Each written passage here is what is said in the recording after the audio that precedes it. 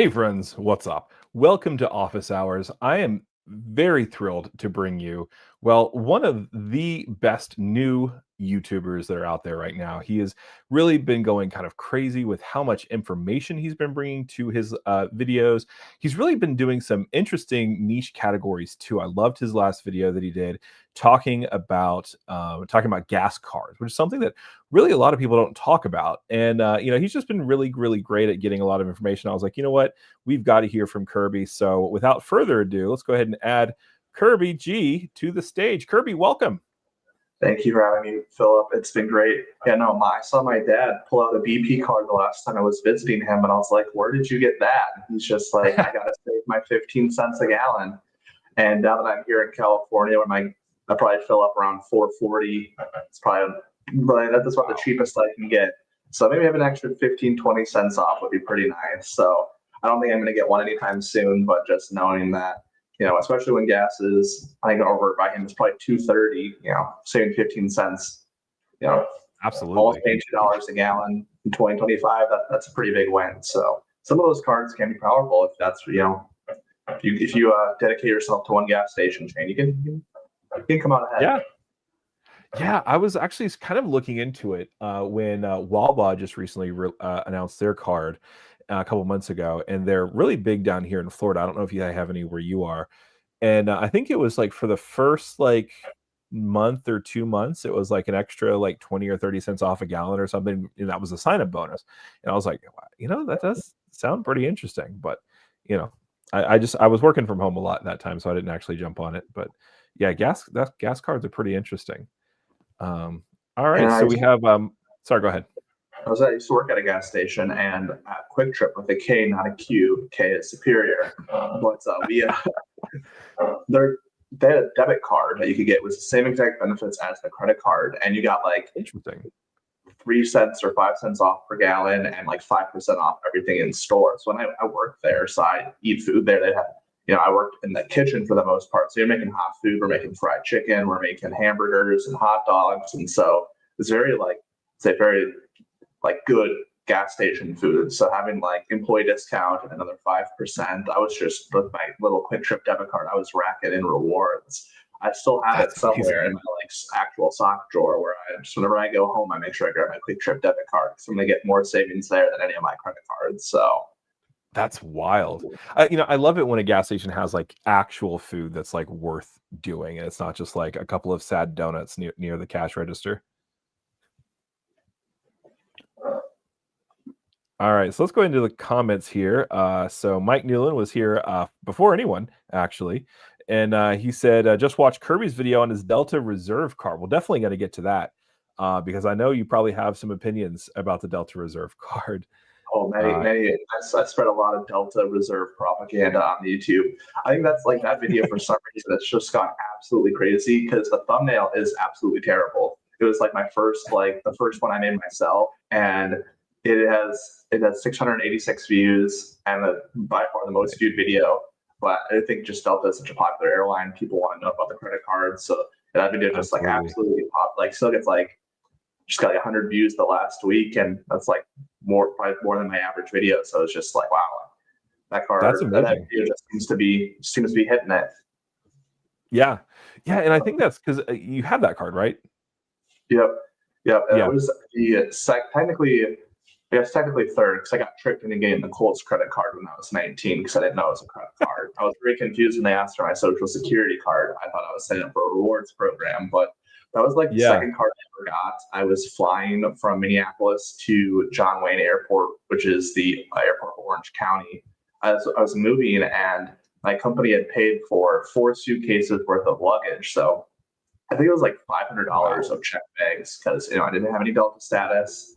I really had never flown Delta, and they were just hey, if you get the credit card, we'll refund all of this, and then you'll only have to pay for 1 bag. So it'll go from $500 to $100. I was well, I already got reimbursed from this for my company, so that seems like free money to me. So I signed up for the gold card at the time, no annual fee. They gave me a $25,000 credit limit, which shocked me because my other credit card had a limit of $1,000. And from there, put everything on my Amex Gold or my Amex Delta Gold card, everything, and I was watching a couple more YouTube videos because I wanted to know what the Built card was all about because my rent at the time was like $2,400. So I was like, I want to get some points for this. Yeah, absolutely. Card really just kind of started everything, and then I found a lot of different YouTube channels, and it inspired me to make my own channel. Yeah, that's amazing. That's such a cool way to start with the Delta cards. But yeah, so the Delta Reserve card, I feel like nobody really talks about it that much, and it's definitely one card that I don't have. And the reason, honestly, the reason that's keeping me from getting it is the monthly Resi credit.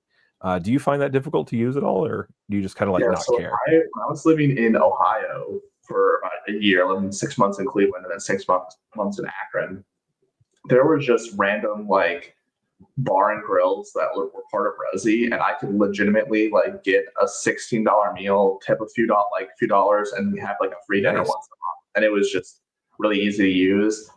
If you're in the suburbs of a city, that's the perfect spot for Resi because the restaurants aren't too expensive for the most part.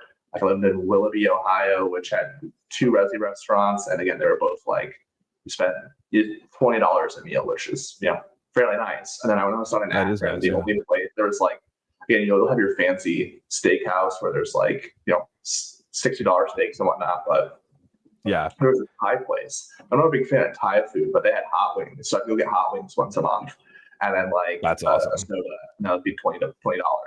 I was I wouldn't normally pay $20 for this, but I paid $15 for this, so it was super easy. But now that I'm here back in Orange County, all the restaurants are very high end. So now that I'm actually in a place with more restaurants, it's a lot harder for me to use naturally. Maybe a kind of a very nice date night every once in a while, but that credit's still a lot of the restaurants that you try to look at the menu and they don't have prices on their food, so you probably know it's a little expensive. So it's actually a lot harder to use now than it was when I was in Ohio, which you don't think of you don't think of Resi when you think of Ohio. So it's actually a lot harder to use. So it's kind of making me think about the card again, especially now that I used to fly Delta almost exclusively. Flying Delta out of Cleveland was actually kind of a cheat code because it get upgraded every single time. And I can fly through Detroit or Minneapolis to get back home to Wisconsin. Or now to get back home to see my parents, Delta's just not an option. It's not viable at all. So that's about half my domestic routes. So I had to rethink the card, but the companion pass is just so powerful. The Delta stage credit is super easy. So those 2 credits on its own pay for the card for me. But again, I had a video actually probably it's posted to go here about 12:30 Pacific time, talking about my thoughts about luxury cards. And if I want it, I'm going to get a luxury card. I need it to pay for itself 3 or 4 times over. So that's a good way to look at it. Yeah. That's awesome. All right, we have some catching up to do. Let's see here. Dim says hi. Credit card live shuffle on a Saturday. Yeah, because I know that we're kind of sandwiched in between. Let's see, Dugras comes, and I know that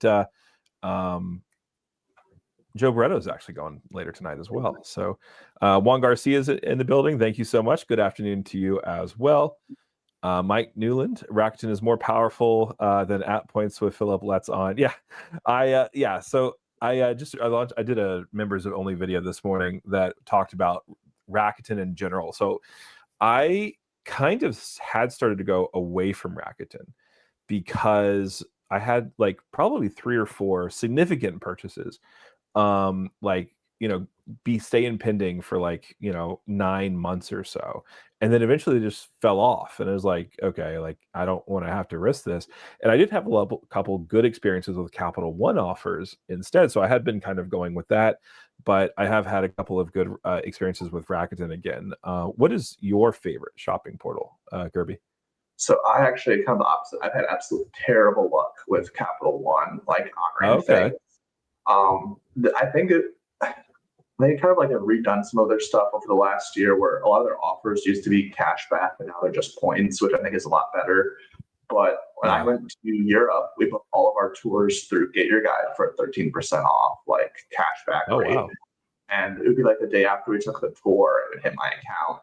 But for the two most expensive tours we did, which is like a VIP Coliseum tour and something that when we went to Delphi in Athens, it took 6 months for me to get my money because I had to, again, it's like, I don't know, like $35 or something like that. But it was just like, took forever for them. They weren't responding to me.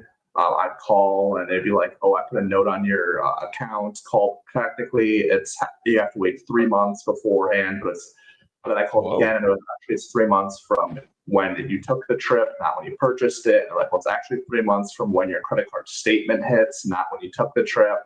And so by then it was 6 months, and I just like called like 3 days in a row. I think they just got sick of me and they gave me the refund. But that's crazy.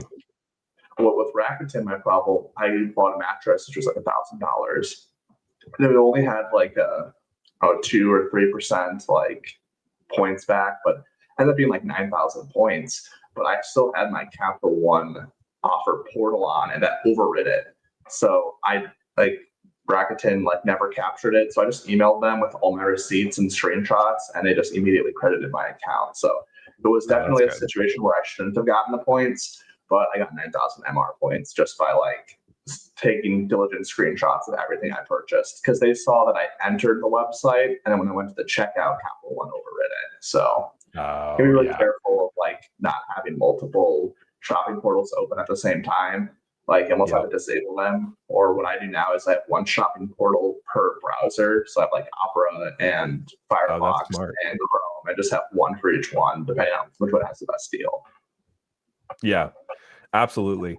One thing I do like about having the Rakuten browser installed is it will actually tell you, there's like a little pop-up, at least in Chrome, it'll tell you if it's activated or not. And so sometimes like if Capital One offers, or Capital One shopping actually activates itself, then like Rakuten will actually tell me. But yeah, it is kind of weird. Like I do like that idea of keeping it one browser extension per browser. That way you can kind of control which one you're using. That's brilliant. You're amazing at this game. Izzy says, good afternoon, gents. Thank you so much for being here. Agreed with Mike Newland about the Rakuten. Yeah. Let's see. Sean B, good afternoon. Thank you so much for being here. And Dim says, Rakuten is an easy way to stack an extra few hundred K MR yearly. Absolutely. Especially if you're someone who loves to cycle through those SoFi checking account bonuses. How many times have you done that so far?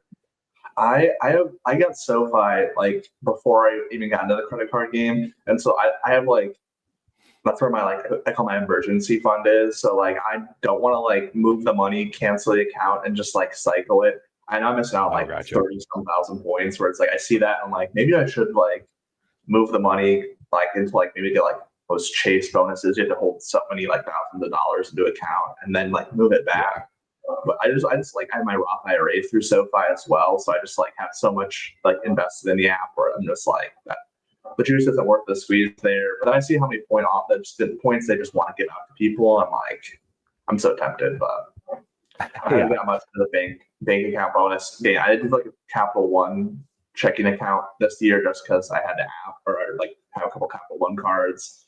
But that just sounds like a lot of work, and I'm pretty lazy. So yeah, it is surprising how much work it is to juggle multiple checking accounts. So I have one right now. I got Chase, Capital One, Amex Business, Discover, Ally, SoFi, and Wells Fargo. And so I have too many checking accounts. I need to close a couple. It gets difficult to manage. That's for sure. US Bank I've had since I was legitimately like 12, and then I have SoFi, and then I have 1 penny in Capital One's checking just so it doesn't close automatically. Yeah, that's a smart play. You got to keep something in there.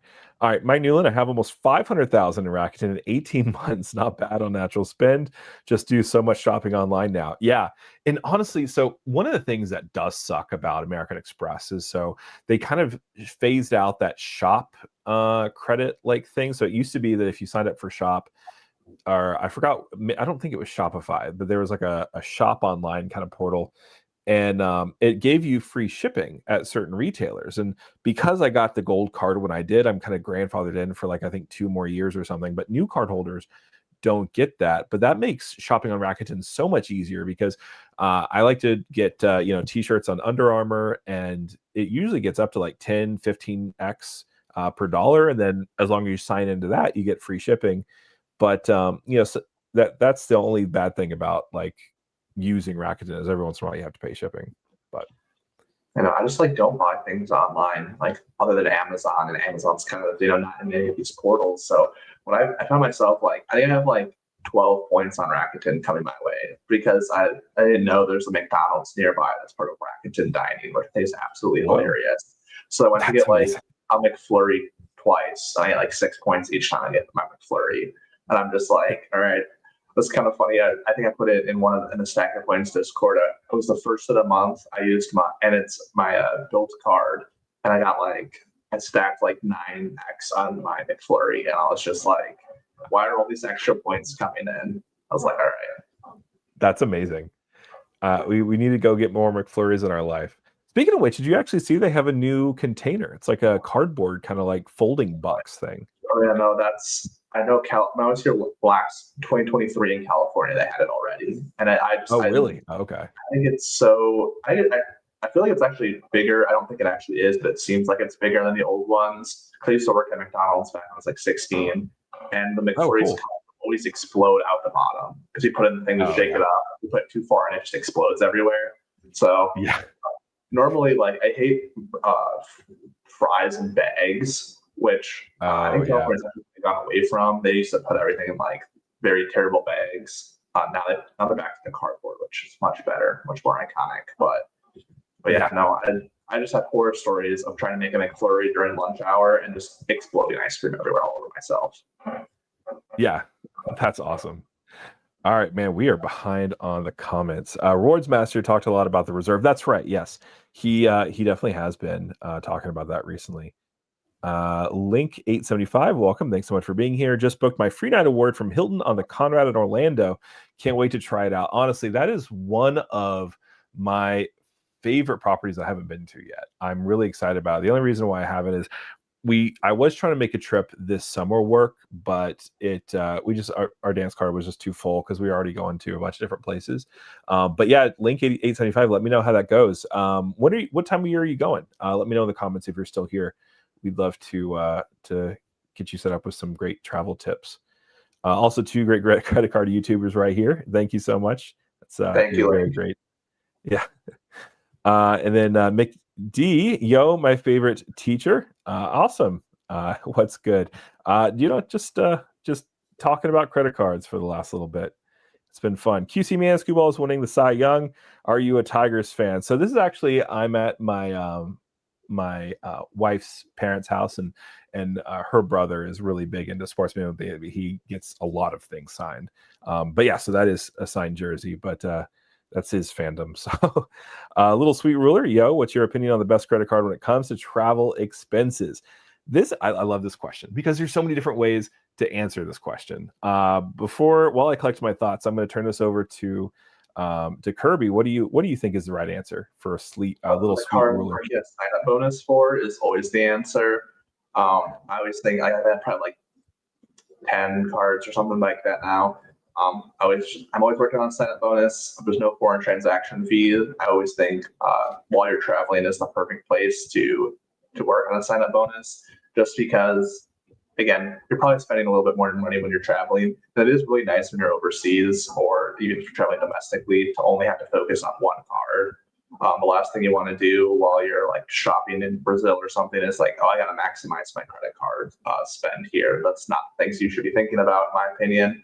So again, I just have try to work on the sign-up bonus, that one card, and then probably some type of backup card that's like a Visa, just to make sure that in case it's an Amex or in case if it's a city card and they decide to shut down your account because you're making fraud or something like that, or they think you're making fraud. Always have a backup card or two, but always just have one card for working on a sign-up bonus, just put everything on it, or just a nice 2x card. I don't like to go too crazy, especially when I'm overseas. I don't want to be thinking about that. That makes sense, because you should be enjoying everything that you're doing. Yeah, actually, come to think of it, that wouldn't have been my answer had you not say it. But last time I was in London, my wife and I were working on the business gold sign up bonus, which was our sign up bonus was 15,000 in spend over 3 months, and so we actually did a good amount of spend on it in London. So as long as you're kind of in central London, a lot of people take it. The further out in the countryside you go, probably nobody will, right? So we got to do that, but then everything else I used, the Capital One Venture card for pretty much everything, and then the Saver card I used for food. Like we went to Paris afterwards, and so that's what I use. But yeah, no, keeping it simple is probably a good way to go. A lot of people are really talking about how great the City Strata Premier is, because it gets 3x on hotels and airfare purchased directly for a $95 annual fee. So if you're trying to manage the sign-up bonuses, then that's not a bad one, or not the sign-up bonus, the annual fee, then that's not a bad one to go. All right, Sweet Ruler Amex Green is pretty decent. Yeah, I had the Amex Green last year. I absolutely loved it. In fact, I actually got it without the sign-up bonus because I already had the gold card. But I just did so much spending on hotels and other kind of like Airbnbs and stuff like that made sense for me. Kirby, what do you think about the Amex Green card? I think it's just like such a forgotten card that people like don't realize it exists for the most part. The only MR point card I have is the Blue Business Plus. I just got it because I was buying a couch and was like, might as well work on a sign up bonus. But yeah, when I look at like 2026, I'm like, my plan is to get as many Amex cards as possible between Hilton. I really want the gold card just because all those credits are just so easy to use in Southern California. Like there's a million different places where those credits work. And so I always think like, is it worth me getting the green card? There's rumors that it might get refreshed at some point, even though none of those rumors are from American Express themselves. So who knows? But right. It's one of those cards that like I might get just because I have to get it before I get the gold. If I want to sign a bonus. I mean, the multipliers are strong. Yeah, I just don't. When I think of an annual fee card, does it really pay for itself? I don't really think it does, but yeah, and that's kind of, I think that's kind of a schism in credit card YouTube. People are saying, there's one side where everyone's saying, you have to make sure that the credits equal or exceed the annual fee, or just like you're buying into the club essentially, and you just use whatever you can and don't worry too much about what you can't use. That seems to be kind of a big kind of disconnect, or disagreement. All right, Keith, Capital One Offers has a difficult time tracking Apple Pay and Google Wallet. That's a fair point. If you are using, basically pretty much whenever I use Capital One Offers, I'm just doing it on my laptop or my desktop, where like I'm literally just physically putting in the card on the website. It makes it a little bit easier. Maybe that's why I've had really good experiences so far, because I haven't really kind of tinkered around with a whole lot of the potential weak points, like using a digital wallet, something like that. But that's a great point, Keith.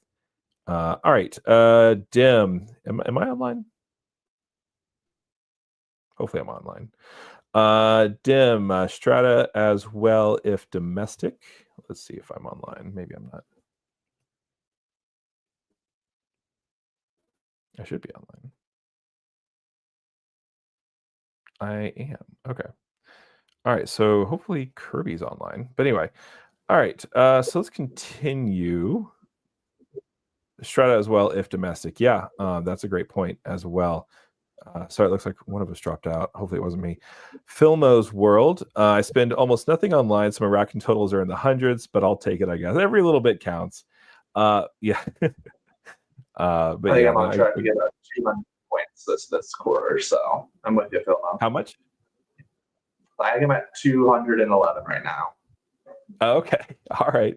I was actually feeling bad. I'm at like 2,300 right now. So I was like, man, I got to boost those numbers up, because some people in Discord, they go crazy. I don't know how they do it, but they have like, a couple thousand regularly. Filmo, they also have in-store offers as well. Dim, I haven't actually used any of those in-store offers yet. Let me know how that works for you. Yeah, I must just remember to add in-store offers. You do? I'm like, yeah, for like especially dining, and then whenever like I'll just like there's like they got an oil change, and they were like instant oil change, like 7x points. I was like, oh, okay. Like, whoa, so it that is nice. definitely takes a while to like register and pend, but like once it's like you only get the points every quarter, it doesn't really matter too much. But yeah, I was like, oh, all right, got an oil change, and it just worked out. So that's awesome. That's something I was normally thinking I could get extra points on. That's fantastic. I love 7x on oil change. That's incredible. Dim, can you do SoFi more than once? I had a SoFi checking years ago. I didn't open it through Rakuten, but it has been closed for years. I have gotten the SoFi bonus through Rakuten twice in the last 2 years. So I don't know if it's, hopefully it's still the same way, but I've been able to. Yeah, Shop Runner, Keith. That was the one I was trying to talk about. Chris, yeah, that is signed. There's actually a bunch of other things. There's a Acuna Jr. jersey in here. There's a couple bats. He's got quite the collection in here. I'll have to get him on sometime to tell you everything. Shop Pay. No, I think it was Shop Runner, Dim. But yeah, maybe it is Shop Pay. I don't know. Maybe is it the same company? I don't know. Whatever it is, I don't have to pay shipping. For my ABP's Dell credit, I always wait for the Rakuten 10x and 15x offer. Yes, that's amazing. I'm assuming Amex Business Platinum for the Dell credit. Yeah, that's amazing because you're getting that money back, and so being able to get 10 and 15x is just that's when you really feel like you're winning the game. Kirby, what do you think about the Business Platinum? Was that something you could see yourself picking up? I don't be balling like that. I don't think I have that much spend in my life, and I don't know. I didn't realize until I got into the credit card game that everyone pays quarterly taxes, and I'm like, what kind of jobs does everyone have where they're paying quarterly taxes? I'm just a normal, boring W-2 guy. So, yeah, no, that spend is just too crazy for me. Like, I like the idea of business cards. I just don't have the spend for them. Like, I got the IHG card at its standard offer, even though it has a increased offer now, but I just $9,000 of spend is just not something that like I'm interested in. Yeah, my rent bill every month is around $2,500, so I could like play the game that way. But I just love my bill points, so there's just I just for where I'm at in my life, like that's just not. If I had like if I had a player two, like I was married and like had kids and like we could like split purchases that way, like put everything on the card, it'd be much more attainable. But no, I'm not balling like that yet.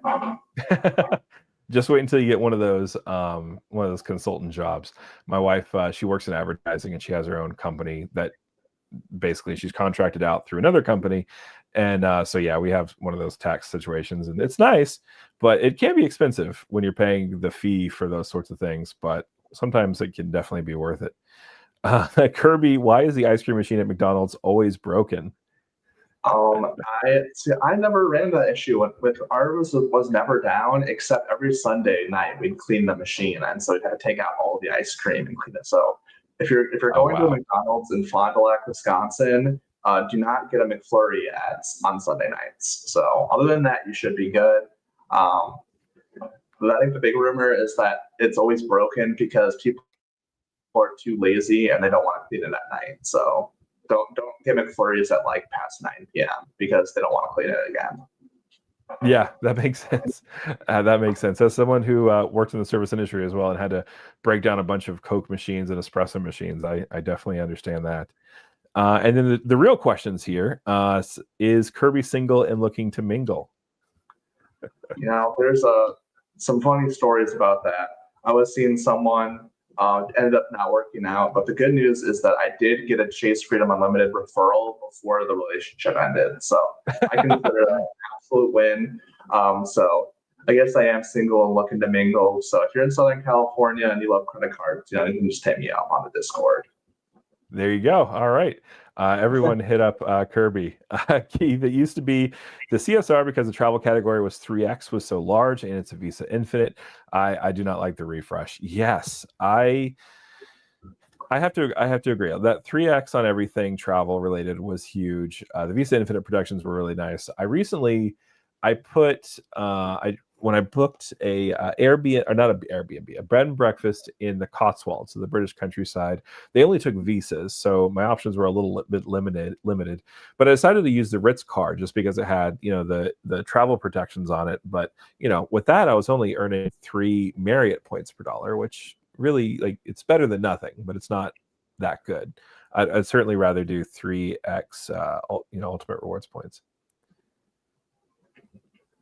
What do you think you would ever get the CSR? Like I said, I have a video coming out at noon talking about me going over all the luxury cards of what they work for me. And I like the $795 annual fee. I think I get like easy $1,000 worth of credits and value.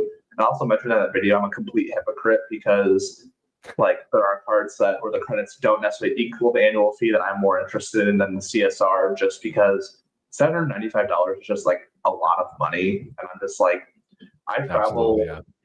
I'd say definitely more than the average person, but I just don't think the rest of the benefits that the card offers me are that interesting.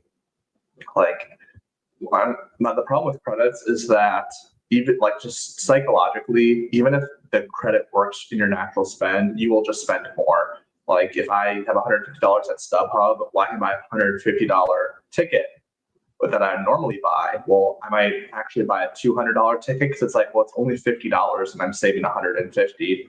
But I never would have bought that $200 ticket. And again, so value is all totally subjective, and I'm a total hypocrite because sometimes I will say, yes, I value that credit more, when I'll go use that same logic to say why I don't value that credit. So again, it's all whatever makes you feel like happy and special. Like that's all that really matters. Like at the end of the day, happiness is like the most important thing, right? That's why we travel, because it makes us happy. So the CSR, like I think if I have a Chase Sapphire Preferred, and so if I could get approved for a CSR welcome offer, that's probably the luxury travel card I'm kind of looking at the most right now, just because I already have a Chase Sapphire Preferred. I have a decent amount of Chase points, and I do plan on traveling a lot through Hyatt, especially with my trip to Japan in July. I'm looking to save some really nice Hyatts, so I definitely need a lot of Chase points for that. So that might be in the cards, but I'm at 524, and I don't know if it's worth waiting to go under to get. That makes sense. Yeah, that's true. I get that. It's funny. Like I always love to talk about. Like I always like to talk about how like everyone. The only reason why people think Chase points are so big a deal is because of Hyatt, but like. I'll use those Hyatt points anytime I can, right? Because like my wife and I, we went to Washington, D.C. for 3 nights. We stayed like 2 blocks away from the Capitol building at the Hyatt Regency. It just got redone. So like a brand new room, like it was a nice room, and it was, I think it was like 18,000 points per night. Like that's insane, like, I mean, we were probably saving like $200-300 a night just off of that. And so, I didn't have to pay any taxes or anything. And that's not even talking about like the Park Hyatts or something like that. It's a great value, no matter, like, I know people like to dunk on Chase, but for me, like I'm at that point in my life where I like hotels, I do not care about them at all. So when I think about like, I would much rather stay at like an 8,000 point Hyatt and just have so many nights at a Hyatt. When I think about my trip to Japan, obviously I have to like do the most credit card YouTuber thing possible and stay at the Park Hyatt Kyoto.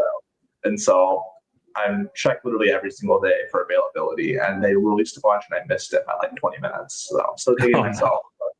But again, just every day check whenever they supposedly post it. So other than that hotel, like I plan on spending nights in like hostels and capsule hotels, like as cheap as possible. I'll try to mix in a couple, like I'll plan on earning some high Hilton points, stay at a nice Hilton for a night or two, but like I just don't get hyped with like super nice hotels. I sleep through breakfast, so that never matters to me. If it has air conditioning and the bed is decent, like that's the only thing that matters. So like, give me a twin bed in a hostel for like $12, like I did in Athens, and that's like the best thing ever to me. Absolutely. I that's such a great idea. So that's something that I don't do. Like but I've always loved the idea, because like if you're not spending all this much money or points on hotels, it kind of allows you to like, it's almost like a force multiplier in that you can kind of do more fun stuff. Like I think you were talking about some of those kind of premium Viator experiences or get your guide experience. You were talking about like the Coliseum and stuff. And like, presumably if you were staying at like high dollar hotels, that may not be as much of an option for you, right? Oh yeah, no, we knew we wanted to do like the VIP Coliseum experience. They only let like I guess like 100 people underneath the Coliseum per day, and so that was Wow. like extra $100 I think compared to the other Coliseum tours. And so we saved a lot of money by using Rick Steves audio guides. He's like just has a really nice voice. Like you don't need a tour guide for most places in Europe because you just listen to Rick Steves. But there were a couple like really like the Colosseum, we wanted a tour guide. Delphi and Greece, we wanted a tour guide. But for like Yeah. Vatican, we used like all those tours. So the way to like that's how we saved money. And like like a Capital One Portal credit took out the hotel and then we stayed in Rome, and then we used the hostels in other places. And like I stayed in a hostel in Greece, and it had a rooftop view of the Acropolis. I think it's at the Parthenon or the Acropolis. One's in Italy, one's in Greece. I'm bad at history, but there's views of Greece that were absolutely beautiful. There's rooftop bar. Every single person got a shot when they walked in the door for free. They had a DJ That's on amazing. Friday nights. Like to me, that's what like sometimes traveling like isn't like you're just going from place to place to look at old buildings. That's not really my sense of traveling. I like to meet people. Right. I'm not a big nightlife person in general. When I'm traveling, that's something I want to do. So when you go to like a random karaoke bar in Athens, Greece, and all the Greek people are singing Piano Man, and you realize American culture is a real thing that everyone adopts, like that's a lot of fun. Yeah. Me and That's amazing. Yeah, no, me and my friend, I think we did what's that song? Staying Alive from the Bee Gees, and absolutely ate up the crowd. So again, that's what I look forward in travel. Like, give me the cheapest hotel possible with a bunch of other people that I can meet. Like, I have friends from South Africa now that like I still talk to this day. So like, that's so cool. Stay in a hostel, have that experience, and like stay at a Park Hyatt. That's awesome. That's awesome. And one of the reasons why me and my wife are the other way is because our first international trip was in December as, a married couple. And we actually, I got a really great room rate at the Conrad in London. And it just like the service is just on a completely different level. Like they fold your clothes for you. Like it's a whole thing. And it's just like my wife became very like used to like having freshly like they put like chamomile scent on your pillow as part of the turn down service and stuff, and it's like it's nice, and so my wife is like, yeah, we're doing it the real way now. So I got to make sure my wife is happy. All right. Mike Newland says QC Man, it's a conspiracy, but really the crew doesn't like to clean it, so it takes it down for days sometimes. So I guess referring to the McDonald's ice cream machine. Oh yeah. All right, Chris, is it worth getting the Amex card if you don't necessarily fly Alaska a ton? So this is actually a really good question because it depends on whether or not the companion passes, if you have a use for them. It seems like to me. What is your take on this one? Yeah, no, if you can maximize that companion pass, you really can not pay for the card in and of itself on its own. But if you like the partners that Alaska has, I think but you can use that companion pass on partner flights, which is something that I don't think any other companion pass allows you to do. That alone you can win 3x overseas on everything. It's a really nice one card travel setup. That's so true. it's something I heavily considered. Again, I'm on the West Coast, so Alaska is now something that I should probably be looking at more.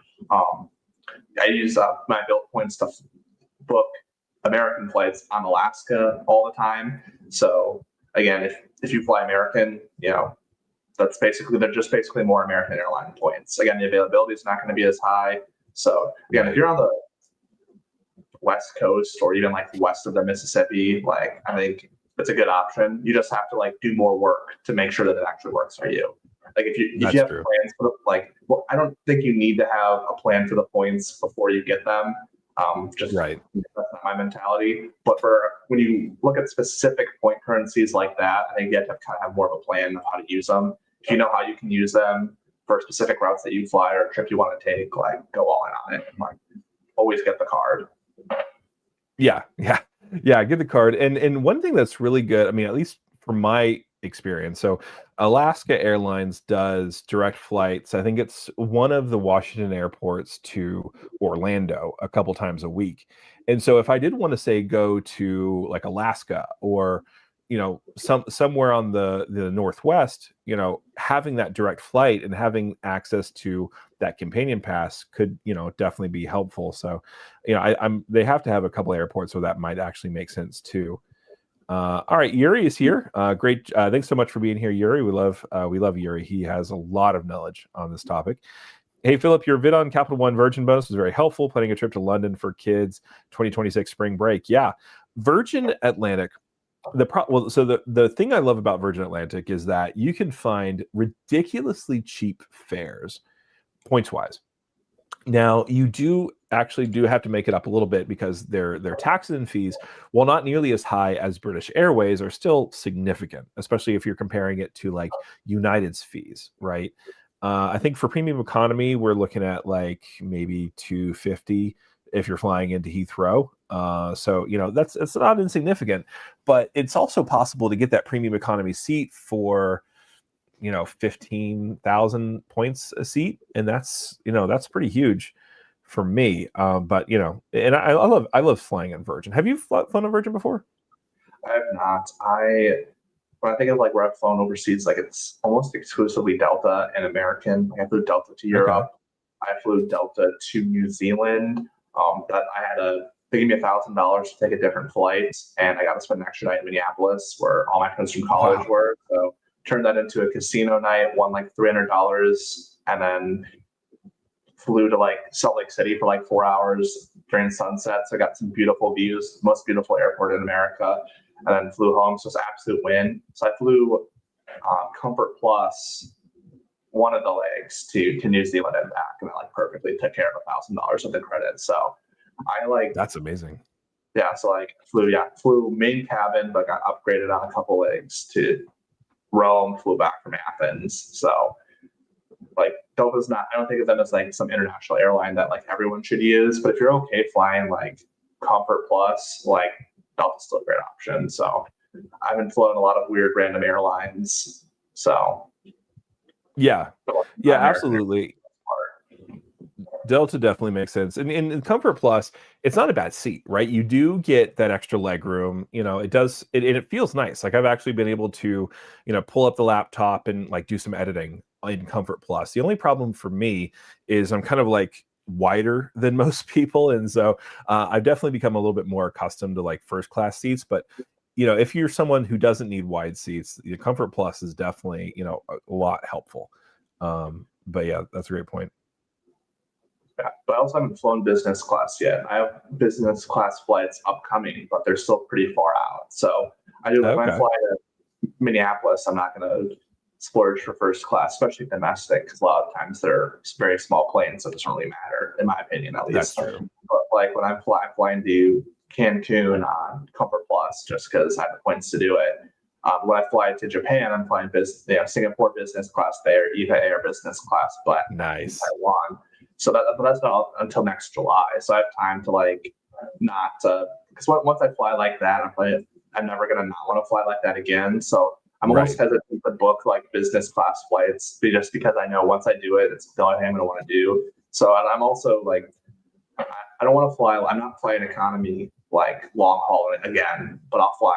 I'm at premium economy right now. That's where I'm at. So I'm not all the way business class. I'm not that fancy yet, but if I'm flying overseas, like give me Comfort Plus and I'll be good. Yeah, definitely. Yeah, I agree. Just a little bit extra space made me feel better about myself. All right, DM. I use my Green Clear credit for my wife and Plat Clear for myself.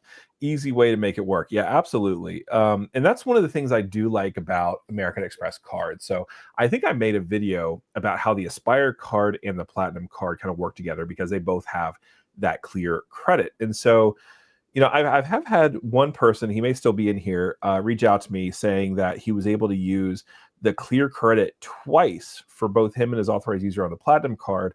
But it's not my understanding that that's something that is widespread able to be used. So the green card, that you're definitely not going to get that, the $150 value out of it. But if it's saving you the $100 from being able to buy it for your wife or something, then that's solid. All right, Racket in-store offers are really good at outlet malls. Yes, okay, outlet malls. So there was an Amex offer for Ralph Lauren outlet stores, and then there was also a Labor Day. They had a 30% off coupon that they sent me there, and then I got the extra points, and then they had an in-store offer. So yeah, that was those are really nice offers as well. Current SoFi offer is 37,500 MR. Is that a good one? Just to put that in perspective, Amex only gives out a bonus for the business checking account, and that's only 35,000 points. And that actually requires you to lock away, I think, $5,000 for 3 months or something like that. 37,500 MR points for just, I think it's I forgot what the direct deposit is, but I think it's $1,500 over the course of a month or two. It definitely seems like that would be worth pulling a trigger in my book. Kirby, do you have an opinion? Yeah, no, there'll be higher offers that come around at some point, but to be able to lock in, if I can lock in 37,500 MR points for making a normal work deposit I was already going to do, just take it. You'll be waiting forever, and maybe 40,000 points will come around 2 months from now, and you'll feel, I missed out on 2,500 MR points, which is really, at the end of the day, not that many. Just grab the points while you can and move on. Most of the time, unless where a card has a higher welcome, an increased bonus every November, so I'm going to wait till November to get a card. That's one thing, but if it's a random welcome bonus, just grab it while you can. You never know when spending limits will change or credit cards get refreshed and make them worse. So absolutely, yeah. Awesome. Chris adding credit card enthusiast to my Hinge profile now. That's amazing. Yeah, I wonder how much that actually works. I do have my prompt on Hinge right now. I think it's ask me how. It's ask me how I booked business class to Japan for 17, or I think my tax was $40. So I'm not going to say that prompt gets a lot of response because at least in Southern California, if you're flying business class, that means they think you're rich, and then they meet me and they find out I'm not, and they get disappointed. But you got to get them through the door somehow, Right? Yeah. Be like, hey, I know how to make this happen every once in a while, so let's go, right? Yeah. Dim, I'm with you, Kirby. I'm in this for the flights. The hotels and accommodations are secondary. Prefer to explore where I'm going and spend most of it outside the room. Yeah. Being outside the room was definitely helpful. My wife and I did find out that we're kind of the people that like to have a couple of days on our trip where we're just lounging around the hotel, no pressure. If we want to do something else, we can, but we did find that that's kind of more our style, so we don't like to wear ourselves out. But QC Man 2000, well, I don't need a St. Regis or Ritz. I'm definitely too bougie for the hostel life anymore. Just get a private room and you'll be fine. Still works out. There you go. I did actually see on Ryan Trahan did a video where he was taking a look at different capsule hotels, and it's an interesting idea. I'm intrigued by it, but also I've heard that the air conditioning kind of sucks in those. I haven't stayed in a capsule hotel yet, but a lot of hostels just straight up. We stayed at one night. Me and my mom did in New Zealand just because we were spending one night in Rotorua, and it was just all the other nights were in a nice hotel. My mom was like, one night, let's do it for fun. And there was no AC. It was a lot. It was just there was just literally 2 twin beds in a room, and that was it. The bathroom was communal, so it wasn't if you want to find a hostel that's kind of nice. I always get a private room too. So I'm more doing it to meet people versus I'm going to say that's more secondary. I'm looking to meet people, and like I said, I'm that same mindset. I have a couple days where I'm doing nothing but lounging around, but I'm lounging around at my cafe. That's my mentality. That makes sense. That makes sense. And then Chris said, I'm at the point in life where I need my luxury hotels. Love being spoiled by the service. Yeah, I'm definitely there. So the Conrad, I'm going to talk about the Conrad a couple more times. The Conrad in London, so first of all, I'm Hilton Diamond status with the Aspire card. And what that gives you, so first of all, you get the free continental breakfast, which is amazing, right? They have a bunch of different scones and these kind of baked goods and things like that. But then they also get, if you're Diamond, you get the hot part of the breakfast too, and you can order anything on the menu for free. And so my wife and I, we would go down for tea in the morning, and they would bring the whole 9 yards and everything, and it was just it's cool. It's nice to have people at your beck and call, and it's just all wrapped into the price of the room. And to be fair, the room was expensive. I think we paid $2,400 for 4 nights for that stay. When I was in New Zealand, we stayed at an IHG property where we check in, and it was cheaper because there was a lot of construction going around downtown Auckland. Okay. So find out a hotel my mom would have wanted to get had it not been for the construction kind of lowering the prices. So that they were like, hey, if you sign up for an IHG account, we will waive, because my mom paid for the room plus breakfast every day. She's like, we'll waive the breakfast that you extra that you paid. And it was the best hotel breakfast ever. There was made to order coffee that was good, very good coffee. I don't drink coffee, but it was the best hot chocolate I've ever had. Made to order awesome. omelets and different there was just everything, waffles, good Belgian waffles, almost good pancakes, all the toppings you wanted. It was just so good. I was wow, I would sleep through breakfast, but now for this hotel, I'm making in order to go to get my good breakfast. So yeah, there's just the breakfast isn't something I care about too much, but I am kind of leaning towards more eat big breakfast, skip lunch, eat big dinner, so you have more time to do things during the day. But that's smart. I like that. Yeah, because food can get really expensive, especially when when the conversion rate is not favorable to your home currency. Like in London, the pound just absolutely destroys the dollar, and so you're oh, it's only 18 pounds. It's not that bad. And it's no, it's $26. It just keeps adding up. It's brutal. Let's see. I like quiet hotels. I'm not sure. I think we talked about that. I'm not sure that I could do a hostel. The only status I chase is globalist. Yeah, I've heard really great things about Hyatt status, and I don't have a prayer of attaining it. Chad is here. Chad, thank you so much for being here. Then Link 875. We need a points with Phillip vlog from a Frontier or Allegiant seat. So I actually did this recently where, so Frontier has really been trying to get Southwest customers.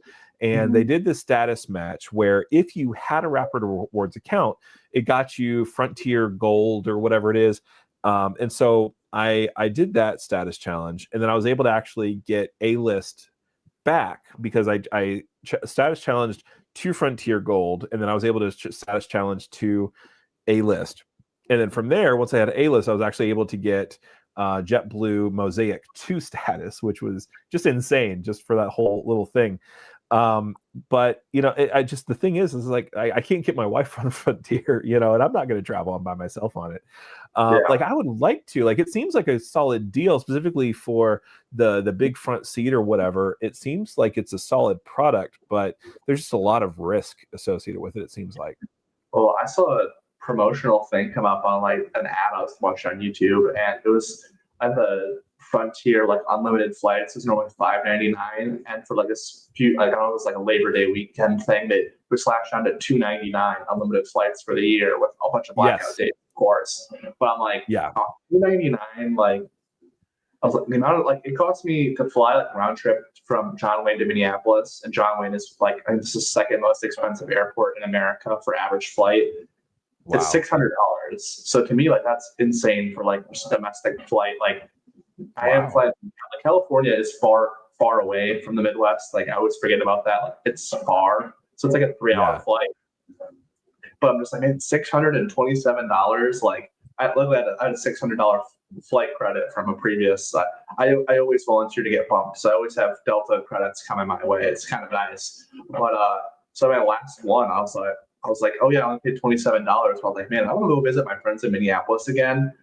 What's normally like a couple $100 trip, like turns into like $1,000 trip very quickly.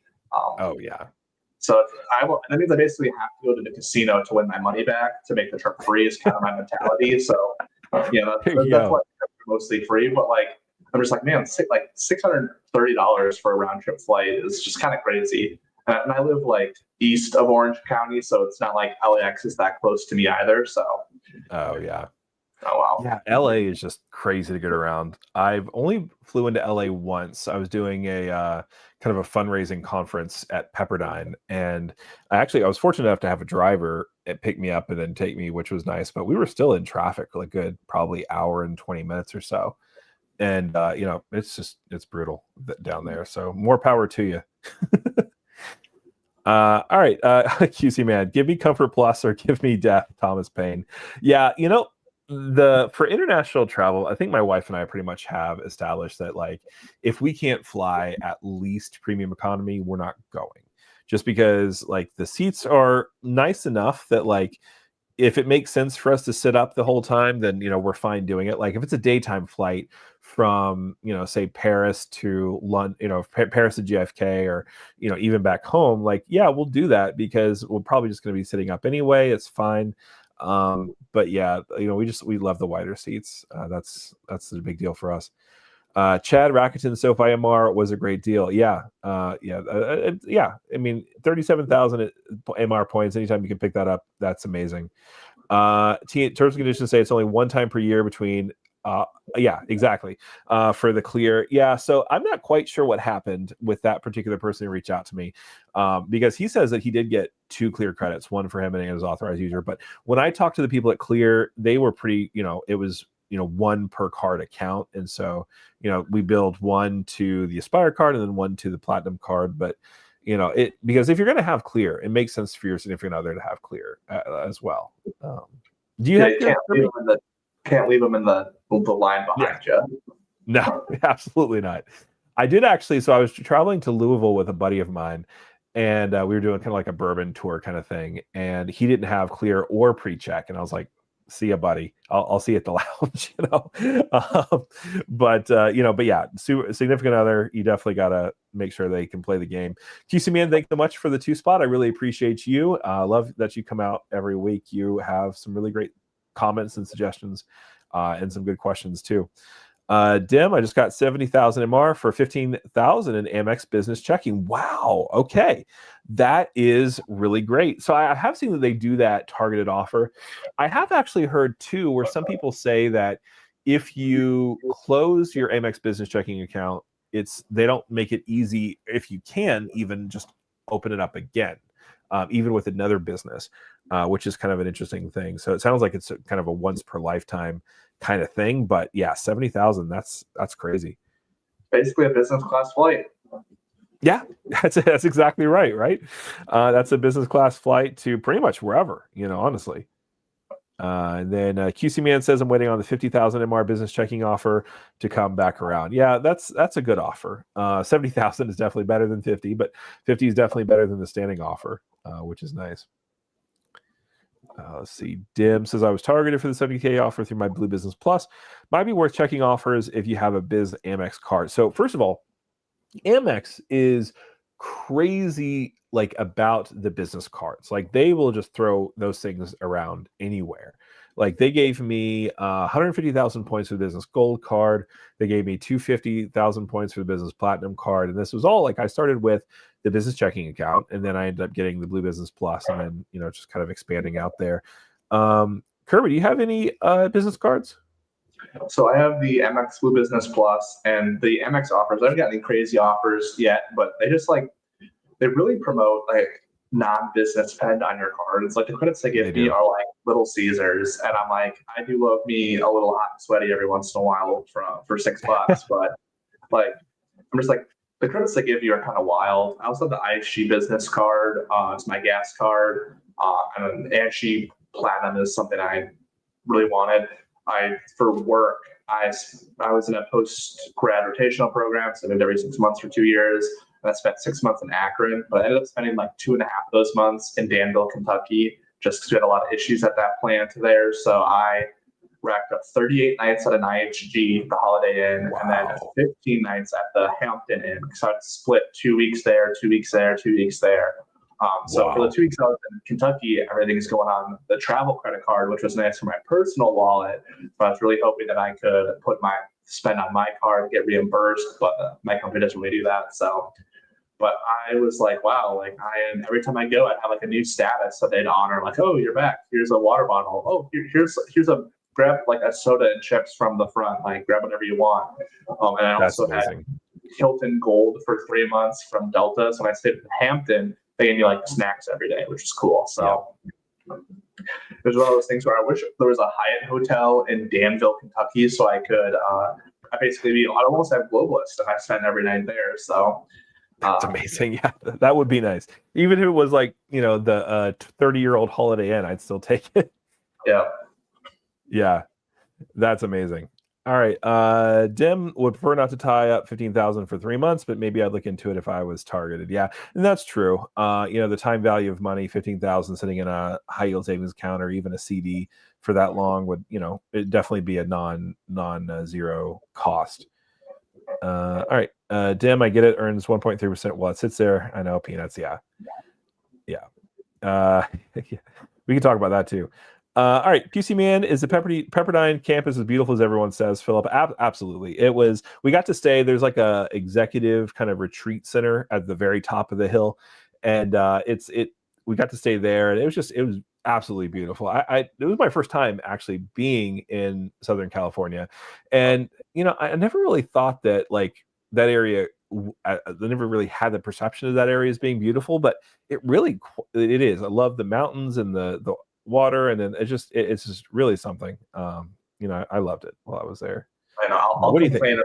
I'll complain about my rent like every day to anyone who will listen. I'll complain about how expensive everything is. I'll complain about how much my box combo at Raising Cane's costs now, but like it is really nice.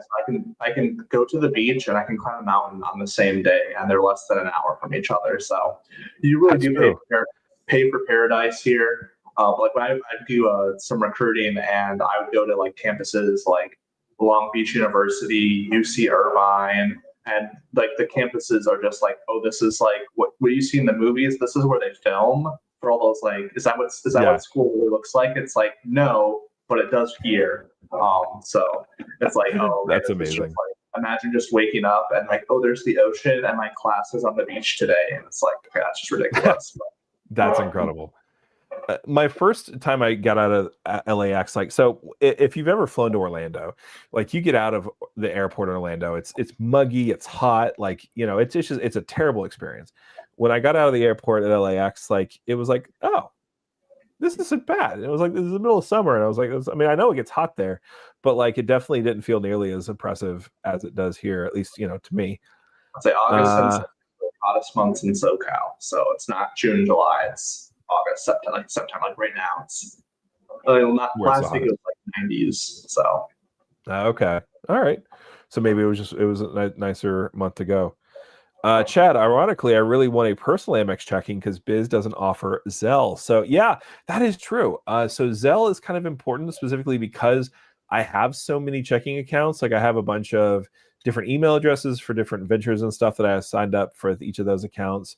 And the Amex high yield savings account is competitive, at least, and the checking account is relatively easy to use.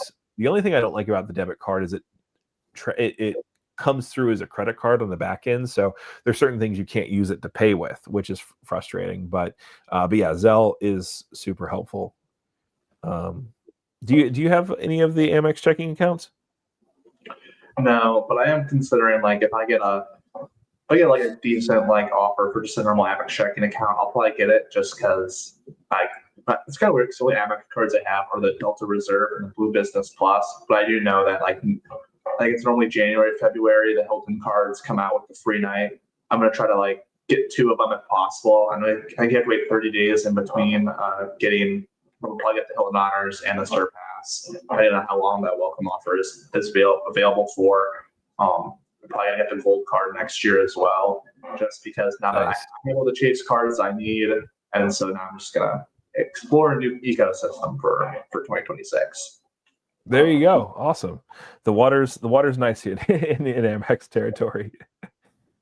All right. Izzy, is the Amex Biz Platinum worth it? Amex hates me on the personal side as they never give me a targeted offer, although I have 3 personal cards just on the Biz side. Okay. Yeah. So the thing about the Amex Business Platinum card is I had to spend $20,000 over 3 months in order to get that 250,000 point offer, but it's 250,000 points. So yeah, at that point, like the annual fee doesn't really matter that much. I kind of benefited. So like they changed the way the credits work a lot. So I was able to shop at Dell. I got a key light for completely free, and then I also got I got my educator subscription to Adobe for the year for free with the 2 6-month credit, because there was a 6-month credit that we had the last 6 months, and then now there's a yearly credit that I already killed for this year. And so that's nice. It's definitely harder to get value from.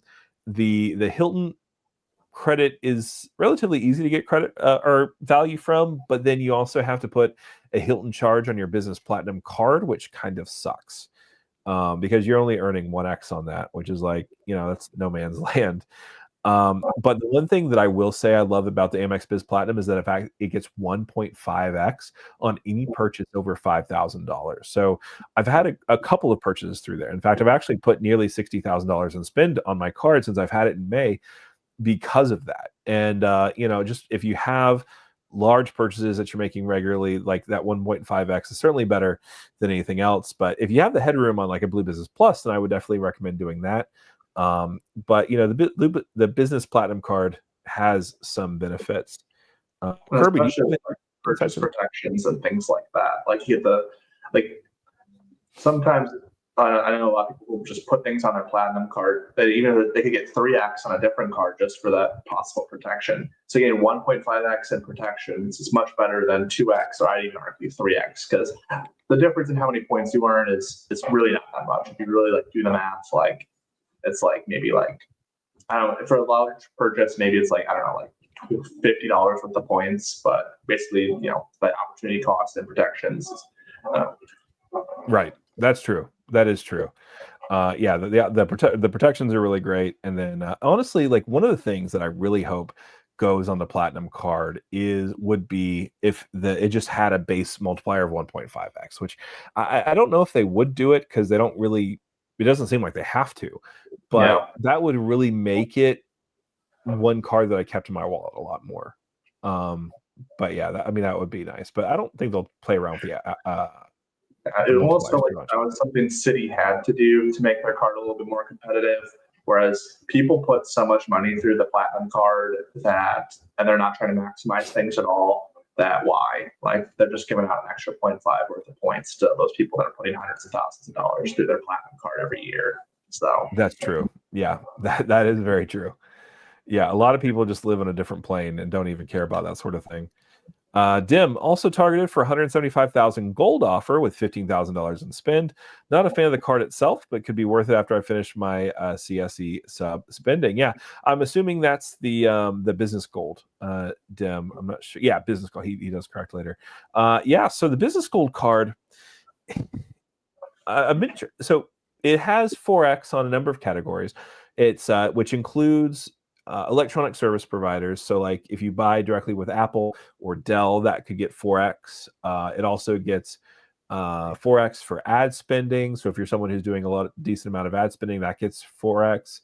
But then it also gets 4x on gas stations and dining. So like it's not terrible card, but it kind of only makes sense as a perennial keeper if you're putting a lot of spend in those bonus categories through that card. What do you think, Kirby? Would you be sorry? I would think of business gold as an actual business card. Yeah, it's a lot harder to justify if you don't have one. But yeah, no, I agree. I think honestly, if you are someone who owns a trucking company, I know someone does. Maybe Boxer does. if someone owns a trucking company, if you're willing to, or if you're able to use the business gold card for that gas, like that just seems like a no-brainer for me. Just because, it's a business expense that you're doing, several thousands of dollars, possibly in a month. But yeah, if you don't have a legitimate business, it may be harder to get value from that particular card. And by legitimate, I mean high spending. QC man, got to have that business meeting at Little Caesars. They definitely don't care what you spend on their business cards. Absolutely not. My first Amex offer on my Blue Business Plus was for Victoria's Secret. And I was like, well, I guess I don't worry about that too much.